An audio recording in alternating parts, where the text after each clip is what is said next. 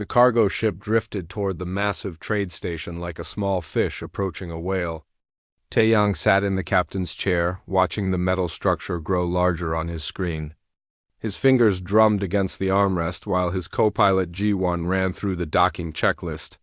"Station Epsilon 7 acknowledging our request," Ji-won said, her eyes scanning the communication panel.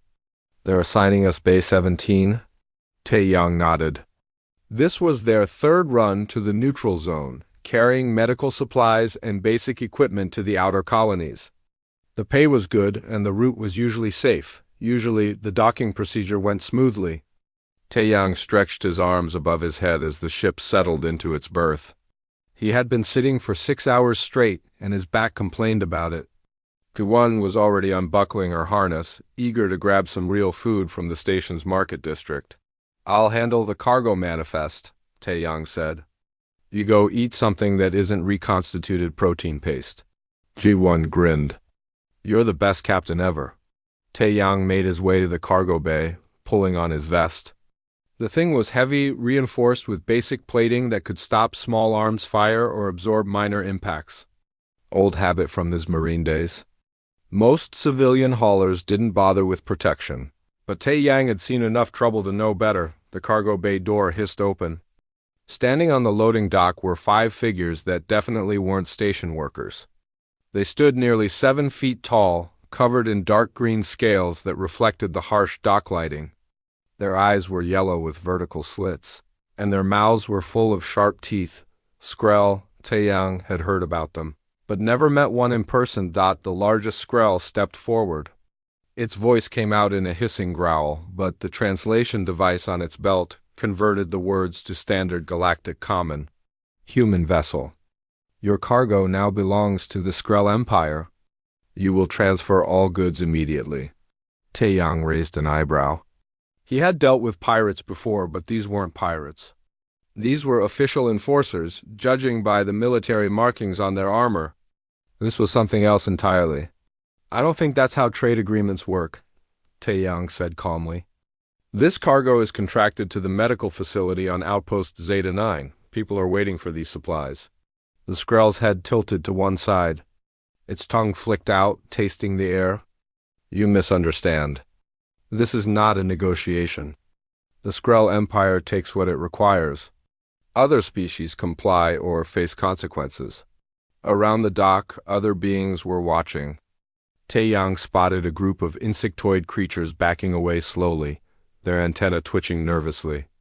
A blob-like merchant was quickly closing its stall. Everyone knew what was coming, and no one wanted to be involved. "Look," Taeyang said, keeping his voice level. "I'm sure we can work something out.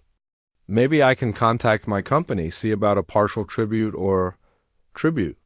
The words seemed to please the Skrell. "Yes, all of it. Now—" Taeyang's smile never wavered, but his jaw tightened slightly. "I can't do that. People need this medicine." The lead Skrell, whose badge identified it as Victor, made a gesture with its clawed hand.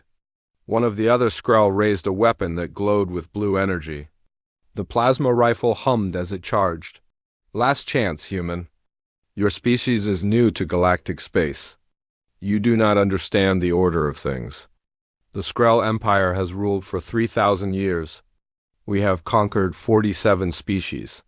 You will be compliant or you will be an example." Taeyang's hand didn't move toward his sidearm.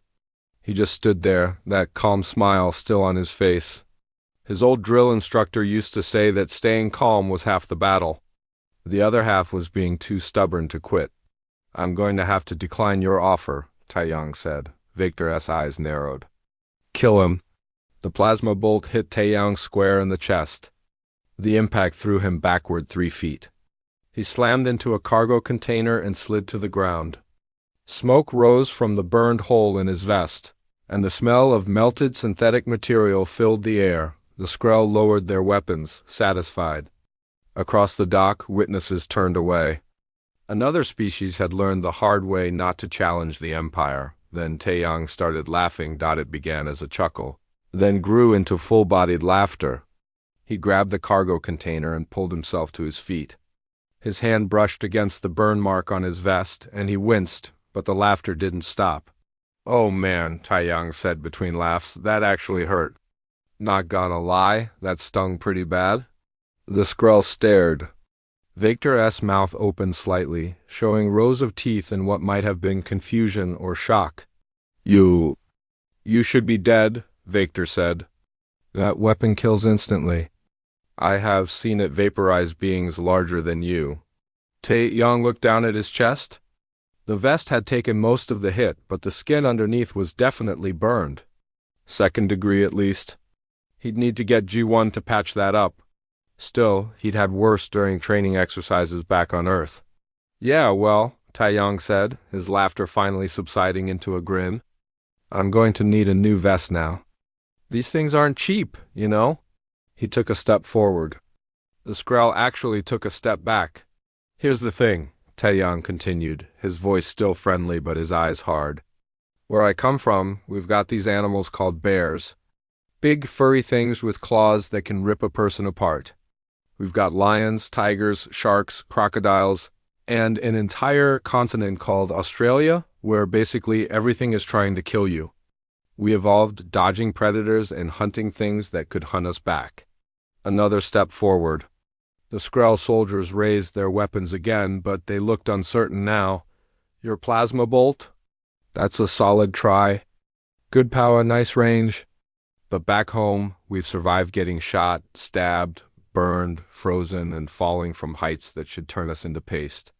We kept woolly mammoths as food and turned wolves into pets. So you're going to have to do better than one little plasma blast to scare me off."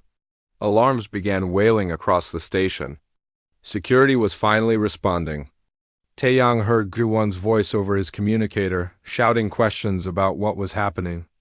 In the distance, more figures were running toward the dock station security.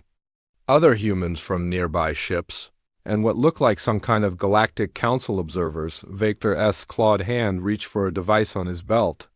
"This is not over, human. The Empire will respond to this insult. Your entire species will learn respect." "Looking forward to it," Taeyang said. Still smiling, the Skrull backed away toward their ship, weapons still pointed at Taeyang. Within minutes, they had departed, their vessel burning away from the station at maximum thrust. Guwon arrived seconds later, medical kit in hand, her face pale with worry. "What the hell happened? Are you okay?" Taeyang looked down at the hole in his vest again. "I think I just started a war by not dying when I was supposed to." Around them, dozens of alien species watched in silence. A human had been shot with a weapon that could kill most galactic citizens instantly.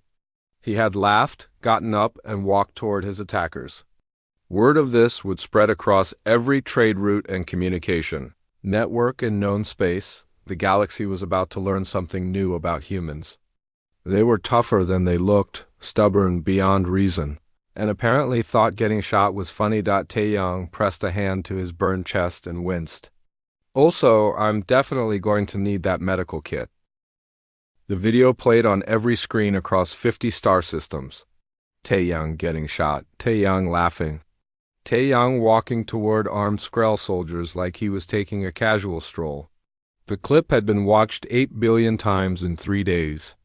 Admiral Hyun Woo stood in Earth Defense Force headquarters, watching the video for the 100th time. His weathered face showed no expression, but his hands were clasped tightly behind his back. Around him, officers moved with purpose, preparing for something humanity had never faced before: a war with an alien empire. How bad is it? Red markers indicated Skrull Empire territory. It covered a third of known space. They've sent an official declaration. Either we submit to Imperial authority, or they will make an example of us. They're calling it the human problem. Hyun Woo allowed himself a slight smile. We went from first contact to problem status in 72 hours. That might be a record. Yun didn't smile back. She was a xenobiologist before she joined the military, and her scientific mind was working through the implications. "Sir, we need to understand what happened at that station. Why did the Skrull think one plasma bolt would kill Taeyang? Why were they so shocked when it didn't?" "Because most species aren't like us," Hyun Woo said quietly. "Pull up the xenobiology reports." The screen changed, showing anatomical diagrams of various alien species. Yun highlighted the Skrell. Their bone structure is hollow, designed for low-gravity environments. Their homeworld has 0.6 g gravity compared to Earth's 1 g. They're lighter, faster, but significantly more fragile. She pulled up more species: the insectoid hive collective, the aquatic drift clans, the energy-based luminari. All of them had evolved on worlds with less gravity, fewer predators, and more stable environments than Earth. We're the anomaly, Dalian said.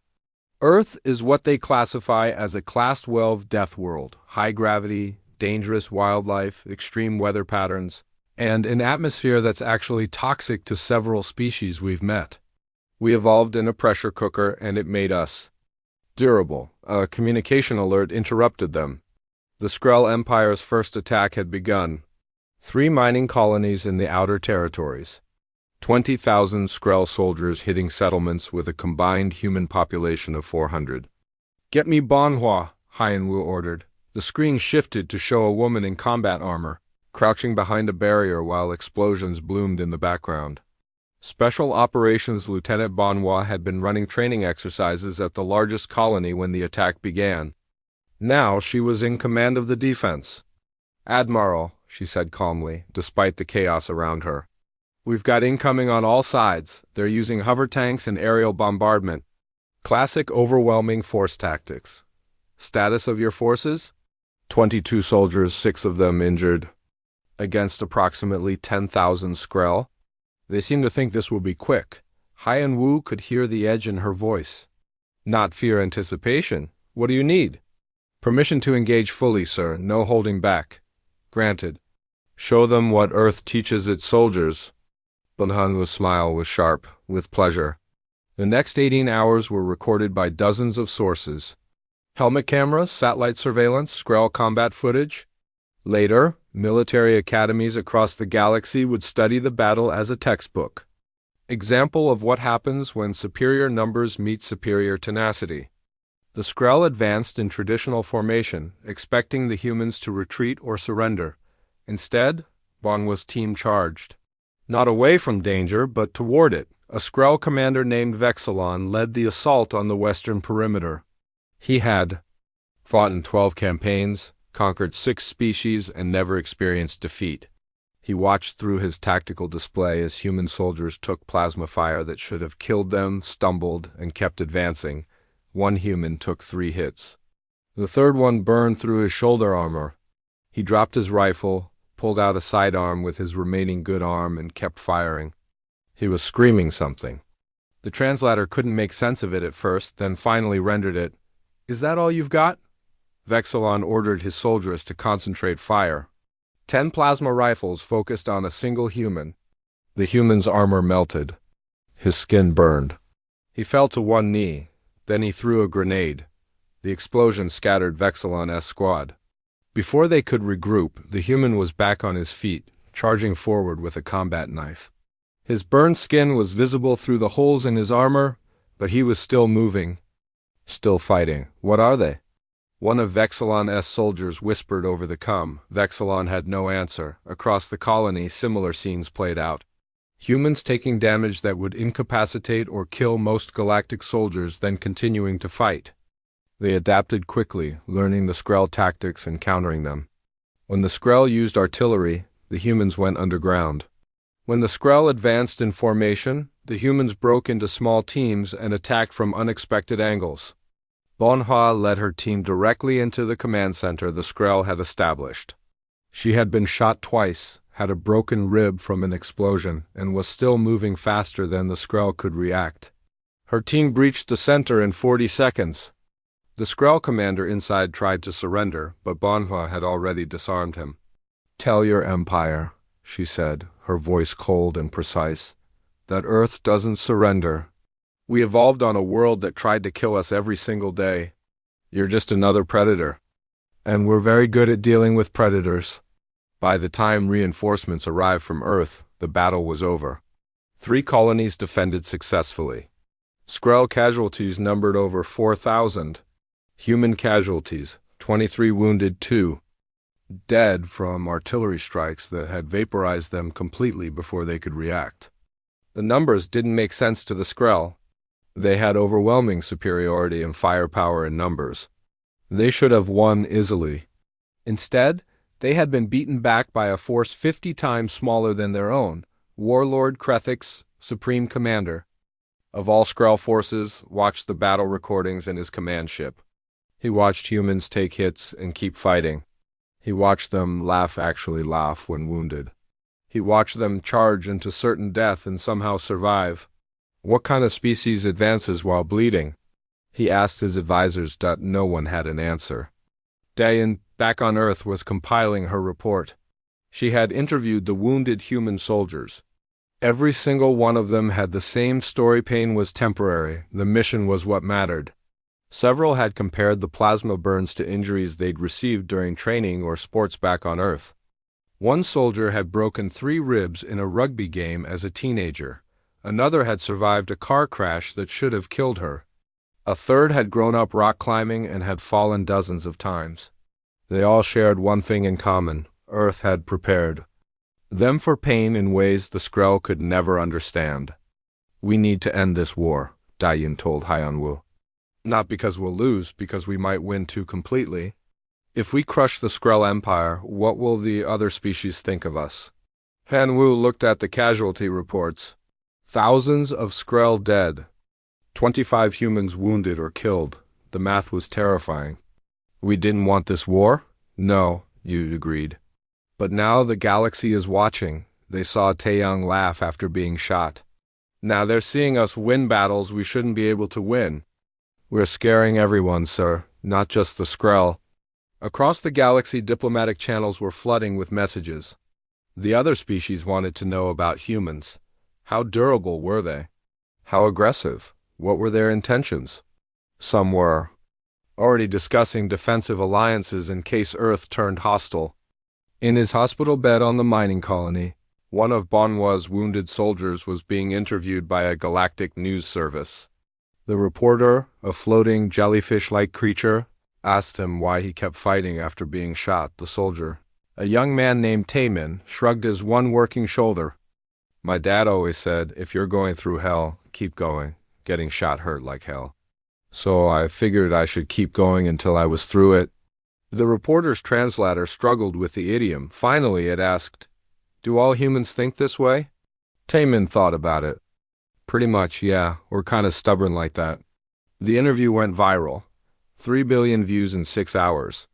The galaxy was beginning to understand something fundamental about humanity. They didn't just survive their death world. They had internalized its lessons. Pain was temporary. Survival was everything. And giving up wasn't in their nature. Warlord Krethix began planning his next assault. This time he would commit the Grand Armada. If 20,000 soldiers couldn't defeat 400 humans, then he would send 200,000 against 5,000. Surely numbers would eventually matter, surely. Dr. Youngmi walked through the medical facility with practiced calm, but her mind was racing. The captured Skrell soldiers had been separated into individual cells for their own safety. After the first day, when they were kept together, 3 of them had died from what appeared to be stress-induced organ failure. They simply couldn't handle the trauma of capture. She stopped at cell 7, where the Skrell officer from the original incident waited. Victor. The one who had shot Taeyang on the trade station and started this entire mess. He sat on the floor, his scaled body curled into a defensive posture, eyes tracking her every movement. "I'm not here to hurt you," Youngmi said softly. The translator on the wall rendered her words into Skrell hissing sounds. "You keep me in a cage," Victor replied. "That is harm enough." Youngmi pulled up a chair and sat down outside the energy barrier. "I need to understand something. Why did you think one plasma shot would kill Taeyang?" Victor's vertical pupils narrowed. "Because it kills everything. One shot to the center mass is fatal to 98% of known species. Your human should have died." Instead, he laughed. "That's what I'm trying to understand," Youngmi said. She pulled up her tablet, showing anatomical diagrams. "This is your species. See your bone structure? Very light, very efficient.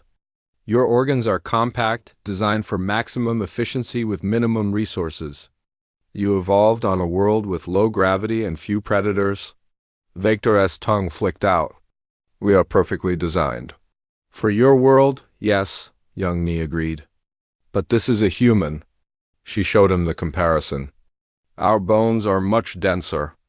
We have redundant organs, 2 kidneys, 2 lungs, a liver that can regenerate. Our pain tolerance is extremely high because we had to survive injuries regularly just to reach adulthood. She pulled up videos from Earth, lions hunting, bears fishing for salmon, sharks circling in the ocean. These were our neighbors. These were the things that tried to eat our ancestors every single day. Victor watched in silence. His scales had taken on a paler shade, the Skrell equivalent of going pale with fear. Our gravity is almost twice yours, young Mi continued. Every step we take on our homeworld is like carrying half our body weight in extra mass. Our muscles, our bones, our entire cardiovascular system developed to handle that stress constantly. She showed him human sports. Boxing, where people punched each other in the face for entertainment. Rugby, where they slammed into each other at full speed. Rock climbing, where a fall meant death and humans did it for fun. You're insane, Victor whispered. No, Yomi said gently. We're adapted. Your plasma bolt that hit Taeyang? It caused second-degree burns and bruising. Painful, yes. But humans have pain receptors that are far less sensitive than yours. What feels like agony to you feels like a bad burn to us. And we've learned to function through pain because our world never gave us the option to stop and recover. She pulled up medical scans from the recent battles. See this soldier? Took plasma fire to the leg. Burned through muscle tissue. On your species, this would cause immediate shock and likely death. Our soldier's body released adrenaline, endorphins, and other chemicals that let him keep fighting for another 20 minutes before he even registered how badly he was hurt. Victor's hands were shaking now. How do we fight something like that? That's the thing, Youngmi said quietly. You probably can't, not the way you've been trying. She stood up and gestured to the door. I want to show you something. Will you come with me? No restraints, just a walk through the facility. The liaison officer Subin opened the cell. She was a small woman by human standards, barely 5 feet tall, but Victor still backed away from her as she entered.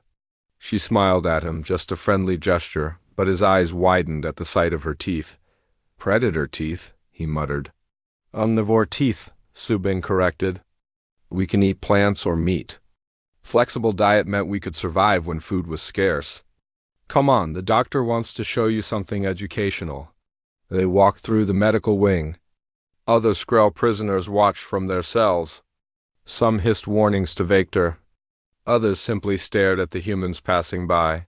Their expressions unreadable. Youngmi led them to a large room where wounded human soldiers were recovering. These were the ones from Banwa's unit, the survivors of the colony defense. Several were missing limbs. Others had burned scars covering large portions of their bodies.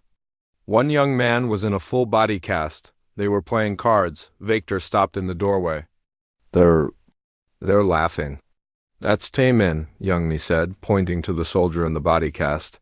3 broken ribs, shattered collarbone, severe plasma burns on his back and legs. He'll be here for another month at least. Taemin looked up and saw them. Hey, Doc. Is that one of the lizard guys? Cool. He tried to wave, winced, and settled for a grin. Taemin, this is Victor. He's helping us understand the Skrell better. Nice to meet you, man, Taemin said cheerfully. No hard feelings about the shooting and all that. You guys were just doing your job. Victor's translator struggled with the casual tone. You do not hate me? My people tried to kill you.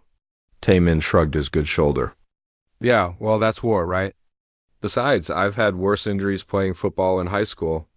Well, maybe not worse, but pretty close. Youngmi pulled up his medical records. Football is a sport where humans run into each other at high speed while fighting over a ball. Taemin broke his arm in 2 places during one game. He finished playing with the broken arm because, and I quote, It was the championship and my team needed me. She turned to Victor. This is what you're fighting? Not soldiers. Not warriors, survivors. We evolved on a world where giving up meant death. So we don't know how to give up. Victor's legs seemed to give out. He sat down heavily on the floor. We cannot win this war. Subin knelt beside him. No, you probably can't. Not militarily. But that's not what Dr. Youngmi is trying to tell you. Then what? Victor looked up at her. We don't want to destroy the Skrull Empire, Youngmi said. We want you to understand us. Because once you understand, we can stop fighting. She pulled up a communication panel. I'm going to let you talk to Warlord Krethix. You're going to tell him what you've learned here. And hopefully we can end this before more people on both sides die. Victor stared at the panel. He will not believe me. He will think I have been tortured or brainwashed. Then show him the videos, Youngmi said. Show him Earth? Show him what made us this way? Let him see that we're not monsters. We're just really, really hard to kill. The communication connected. Warlord Krethix appeared on the screen, his scaled face stern and commanding. Victor. You live. Report, Warlord. Victor struggled for words. We are not fighting soldiers. We are fighting survivors of a death world we cannot imagine. Over the next hour, Victor shared everything he had learned. The videos from Earth, the medical scans, the interviews with human soldiers who treated severe injuries like minor inconveniences. Krethix watched in silence, his expression unreadable. Finally, the warlord spoke. This changes nothing. The Empire does not surrender. I'm not asking you to surrender, Victor said. I'm asking you to understand what you're facing. Every battle we fight, we lose thousands. They lose dozens. The mathematics are not in our favor. Another voice joined the call. Admiral Hyan Wu appeared on a split screen. Warlord Krethix. We've intercepted your communications. We know you're planning a massive assault on Proxima Centauri. Krethix's eyes narrowed. The Empire will not be threatened. I'm not threatening you, Hyan Wu said. I'm warning you. You're about to commit 200,000 soldiers to a battle you cannot win. Those soldiers have families. They have lives? Don't waste them proving a point. And what would you have me do? Surrender to a species that has been in space for less than a century? No, Hyan Wu said. I'd have you talk, negotiate, find a way for both our species to exist without killing each other. Krethix was silent for a long moment. You speak of peace while your soldiers laugh at death. How can we trust such beings? Youngmi stepped into view of the camera. Because we understand pain, Warlord. We know what it means to suffer. And because we know suffering, we don't want to inflict it unnecessarily. We laugh when we're hurt because it's the only way we know how to cope with fear and pain. It's not cruelty. It's survival. The assault on Proxima will proceed, Krethix said finally. If your species is truly as formidable as you claim, prove it. If you are truly peaceful, prove that as well. The Empire must see the truth with our own eyes. The communication ended. Young Dashmi looked at Victor, who was still sitting on the floor. I'm sorry. We tried. You did, Victor said quietly. But the warlord is proud. He will learn the same lesson I did. It will just cost more lives. Subin helped him to his feet. Come on, let's get you back to your cell. And maybe we can arrange for you to talk to some of the other prisoners. Help them understand what's coming. As they walked back through the facility, Taemin called out, Hey, lizard guy. Hope we can be friends after this is all over. Victor looked back at the wounded human, still smiling despite his injuries. Yes, he said softly. I hope so too. The Grand Armada of the Skrull Empire filled the space around Proxima Centauri like a swarm of metal insects. 500 warships, each carrying hundreds of soldiers. 200,000 troops total, along with enough firepower to crack a planet's crust. Warlord Krethix watched from his flagship as the fleet moved into position. This will end it, he said to his command staff. Overwhelming force. No retreat. No mercy, his tactical officer hesitated before speaking. Warlord, the reports from Vector suggest Vector has been compromised, Krethix interrupted. He spent too long with the humans. His judgment is clouded. We will see the truth for ourselves. Across the system, Commander Dongjun stood on the bridge of the Earth frigate Indomitable. His ship was one of 50 that Earth had sent to defend Proxima. 50 ships against 500. 5,000 Marines against 200,000 Skrell soldiers. The math didn't look good. All hands battle stations, Dongjun ordered. His voice was calm, almost casual. Looks like we've got company. His second officer, a young woman named Haewon, checked the tactical display. Sir, they're broadcasting surrender demands on all channels. They want us to stand down immediately. Dongjun smiled. That's very polite of them. Send back our standard response. The message went out, Earth forces do not surrender. If you want Proxima, come and take it. The battle began with a massive artillery barrage. Thousands of plasma torpedoes and energy beams lit up the space around the human fleet. The Indomitable shook as 3 direct hits burned through its forward shields. Hull breach on decks 3 and 4, the damage control officer reported. We're venting atmosphere. Seal it, Dongjun ordered. And return fire. The human ships fired back with kinetic weapons, old-fashioned railguns that the Skrell considered primitive. But what the weapons lacked in elegance, they made up for in raw destructive power. A solid slug of metal moving at a significant fraction of light speed didn't need fancy energy shields to do damage. It just punched straight through. 3 Skrell cruisers exploded in the first volley. The space battle was chaos. The Skrell had superior numbers and more advanced energy weapons. But the human ships were built tough, designed to take hits and keep fighting. When the Indomitable took another barrage that destroyed its main engines, Dongjun didn't order a retreat. How many of those cruisers are still operational? He asked. The one on our starboard side is damaged but functional, sir. Dongjun checked the tactical display. His ship was dead in space, weapons mostly offline, life support failing. By any reasonable standard, the Indomitable was finished. Helm, use maneuvering thrusters. I want a collision course with that cruiser. The bridge crew stared at him. Sir? Hey, one asked carefully. You heard me. We can't fight, but we can still ram. And if we're going down, we're taking them with us. The maneuvering thrusters fired, pushing the damaged frigate toward the Skrell cruiser. The enemy ship tried to move away, but it was too slow. The Indomitable slammed into it at full thrust. The impact tore both ships apart. Emergency airlocks sealed. Crew members grabbed whatever they could to avoid being sucked into space. But as the 2 ships collided, boarding hatches aligned by pure chance. All Marines, boarding action, Dongjun ordered. Let's take their ship. What followed was 40 minutes of the most brutal close-quarters fighting the galaxy had ever seen. Human Marines, many of them injured from the collision, poured into the Skrell cruiser. The Skrell defenders had every advantage. They knew their ship's layout. They had more soldiers. And they were fighting on their own territory. None of it mattered. The Skrell had never faced an enemy that treated injuries as minor inconveniences. One Marine took a plasma bolt to the shoulder, switched his rifle to his other hand, and kept advancing. Another had his helmet cracked by a Skrell blade, blood running down his face from a head wound, and still charged forward with a combat knife. The Skrell broke. Not because they were cowards, but because they had never encountered anything like this. When their soldiers got hurt, they stopped fighting. When human soldiers got hurt, they got angry on the ground. Lieutenant Haewon led her platoon in the defense of Proxima's main colony.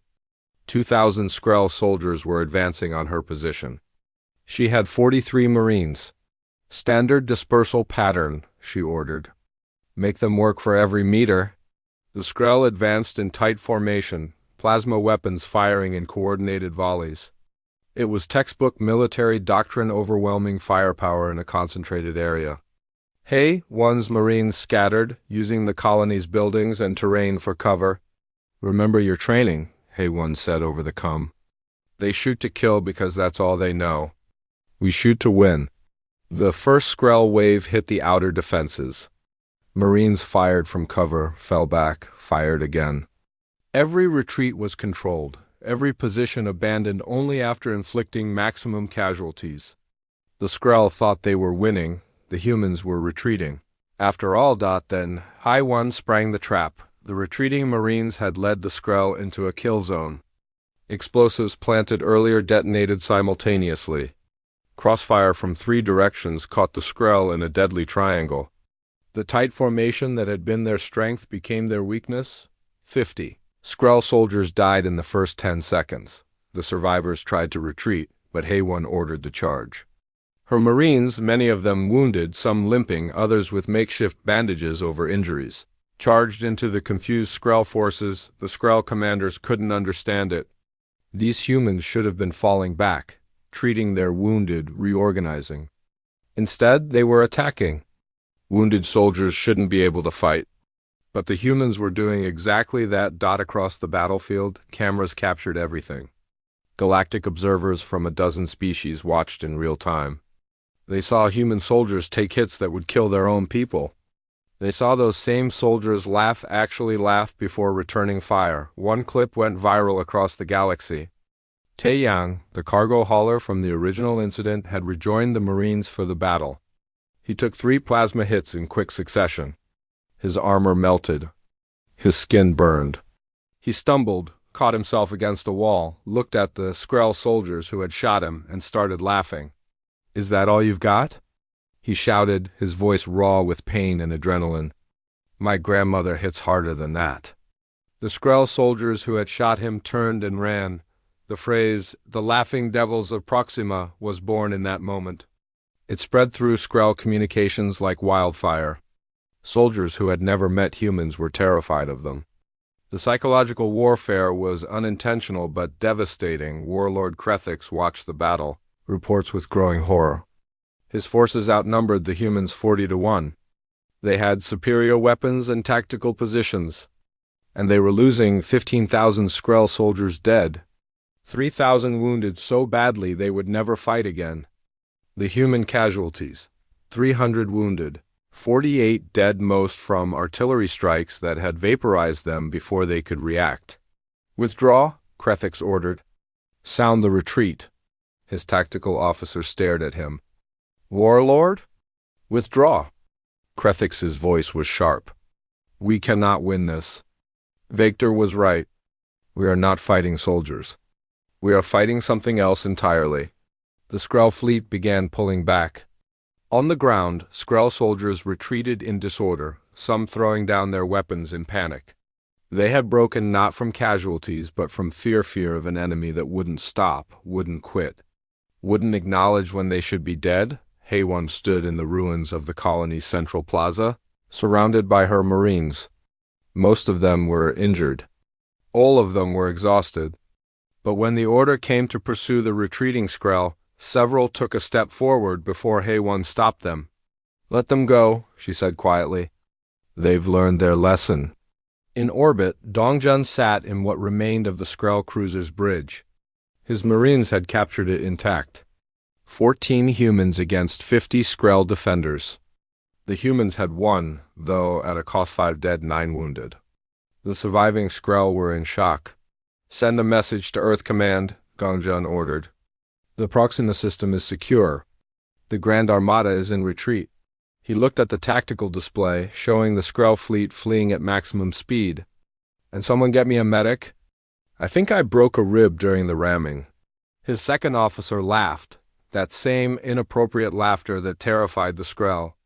"Sir, you've had that broken rib for the last hour. You've been giving orders with a broken rib." Dongjun shrugged. It didn't seem important at the time. Across the galaxy, species watched the recordings. They saw humans take impossible punishment and keep fighting.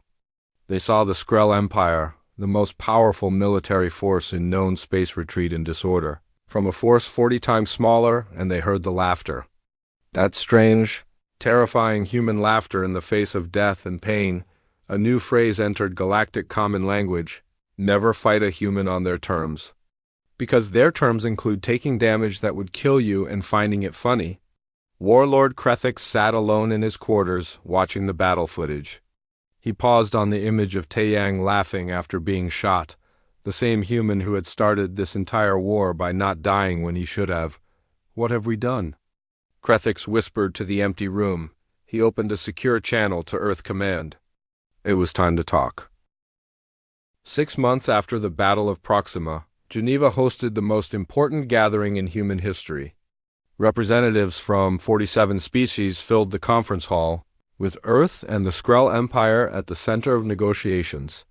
Outside, protesters from a dozen worlds demanded everything from human surrender to complete Skrell destruction.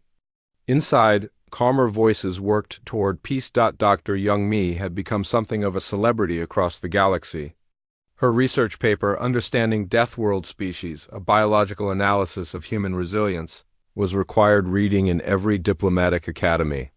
Now she led a new program, Rehabilitation for Traumatized Skrell soldiers who couldn't process what they had experienced in the war. It's not just physical, she explained to a room full of galactic medical professionals. The Skrell soldiers didn't just lose battles. They lost their understanding of how the universe works.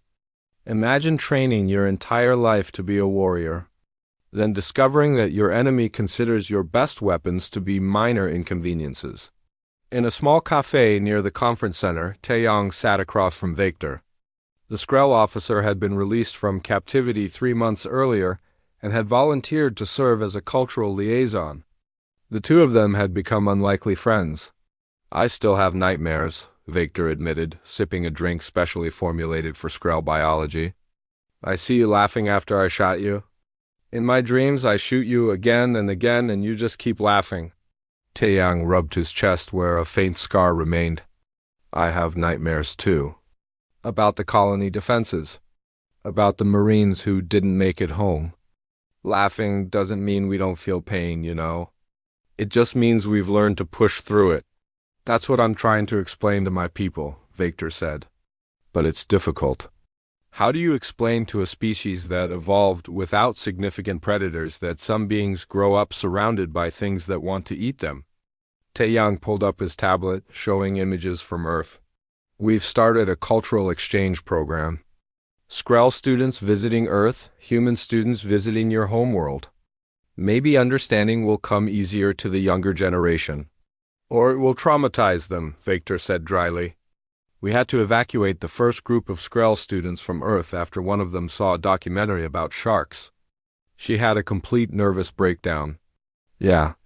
Probably should have started with something gentler than Shark Week, Taeyang admitted at the conference center. Admiral Hyanwu and Warlord Krethix sat across a negotiation table. 6 months of careful diplomacy had brought them to this point. The treaty was almost complete. Earth will accept a seat on the Galactic Council, Hyanwu said.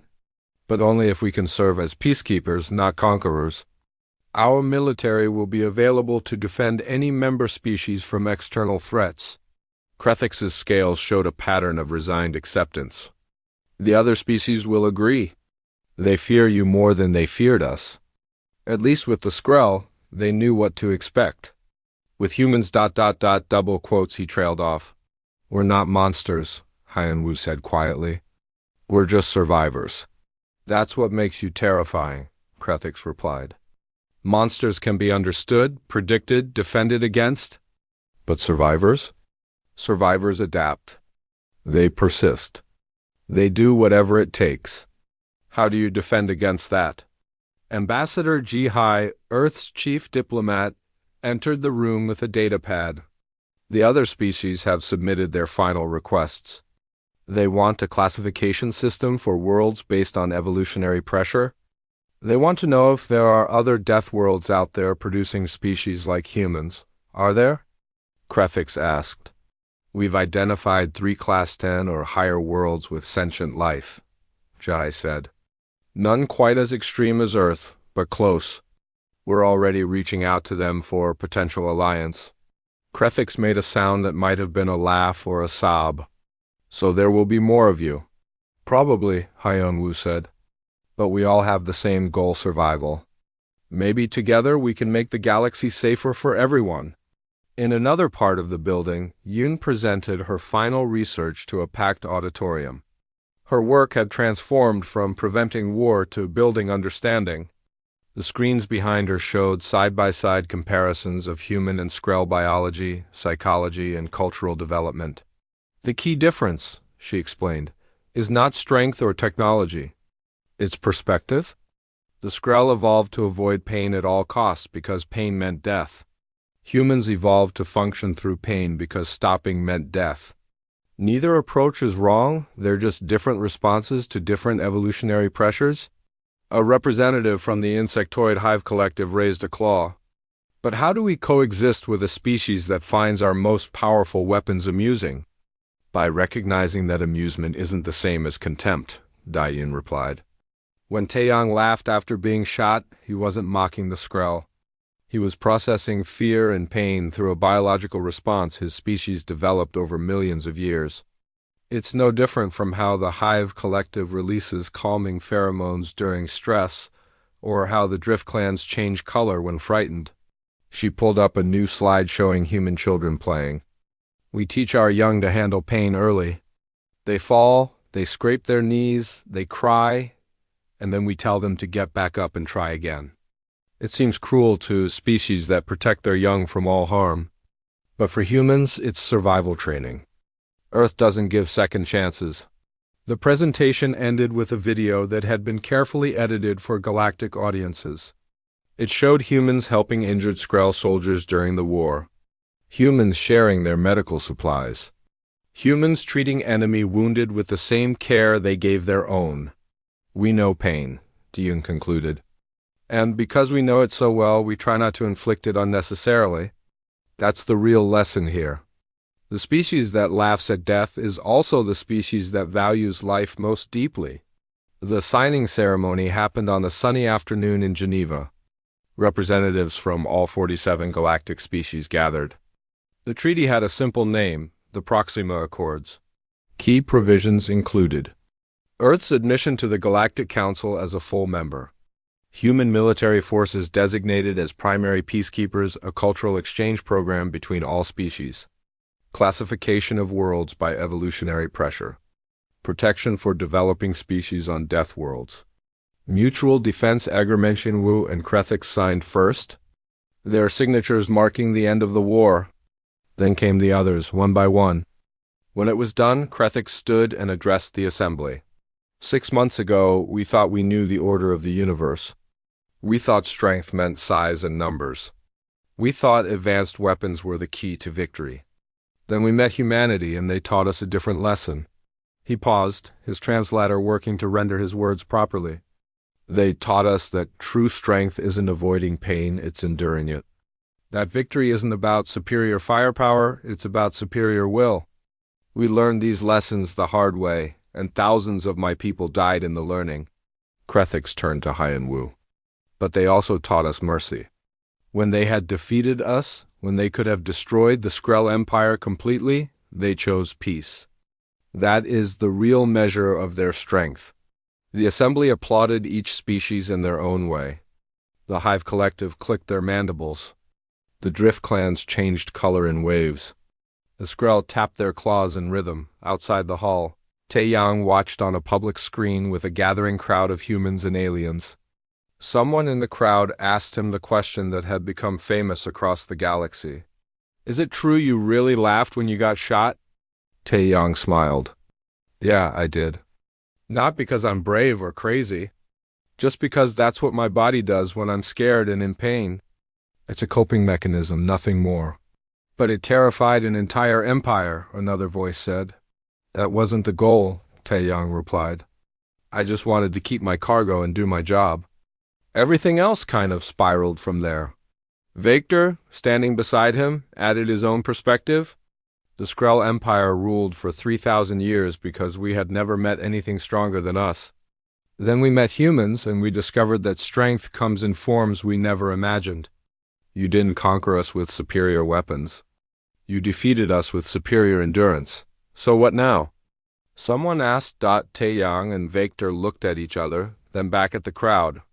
Now we figure out how to live together, Taeyang said. Humans, Skrell, all of us. We've got this big galaxy, plenty of room for everyone. And maybe, just maybe, we can make it a little safer by working together instead of fighting. Plus, Victor added with what might have been humor, human marines make excellent allies. As long as you're not fighting against them. The crowd laughed, a mixed sound of human laughter, Skrell hissing, and a dozen other species-specific sounds of amusement. 5 years later, the galaxy had changed. Human Skrell joint military units were the most requested peacekeeping force in known space. Not because they were the most violent, but because their reputation alone prevented conflicts. When word spread that the Laughing Devils were being deployed, most aggressors suddenly became very interested in negotiation. Youngni's rehabilitation program had expanded to help soldiers from all species deal with combat trauma.